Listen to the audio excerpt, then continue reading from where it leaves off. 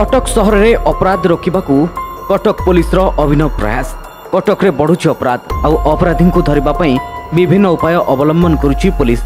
तेबे अपराध नियंत्रण पर सीसीटीवी आवश्यकता रही कारण सीसीटीवी अनेक अपराधी को धरने पुलिस को सहायता होछि। तेबे नहीं कटक रे प्रथम थर पर कटक डीसीपी कार्यालय में कार्यकारी होछि आधुनिक सीसीटीवी कंट्रोल रूम। सहर में प्राय 201 सीसीटीवी लाइव दृश्य उपलब्ध होछि। आसंता 7 दिन मध्य यार संख्या आहुरी वृद्धि पाइब। तेबे नहीं दशहरा पूर्व सहर में प्राय 500 अधिक स्थान में सीसीटीवी लगाजिवो।